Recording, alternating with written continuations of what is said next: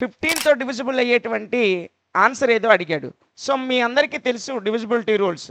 అయితే నేను 15ని 3x5గా రాసుకుంటున్నాను. అంటే మీకు 3 యొక్క డివిజిబిలిటీ తెలుసు, అదేవిధంగా 5 యొక్క డివిజిబిలిటీ రూల్ కూడా తెలుసు. ఒక నెంబర్ 5తో డివిజిబుల్ అవ్వాలంటే దాని యూనిట్స్ డిజిట్స్లో 0 కానీ 5 కానీ ఉండాలి. వీటన్నిటికీ 0, 5 ఉంది. సో ఇకపోతే నెక్స్ట్ నెంబర్ వచ్చేసి 3తో డివిజిబుల్ అవ్వాలంటే వాటి సమ్మ మొత్తం కూడా 3తో డివిజిబుల్ అయితే ఆ మొత్తం నెంబర్ 3తో డివిజిబుల్ అవుతుంది. చూడండి, 3 + 5 8, 8 + 6 14, 2 + 9 11, 11 + 5 16, 16 + ఇది 6 మొత్తం కలిపితే 22. సో అది కూడా 3తో డివిజిబుల్ అవ్వదు. 2 + 3 5, 5 + 7 12, 12 + 5 17, 17 + 5 22, 22 కూడా 3తో డివైడ్ అవ్వదు.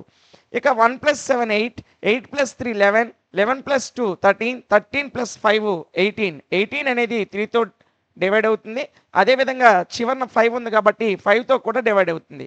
కాబట్టి మన ఆన్సర్ వచ్చేసి ఆప్షన్ డి.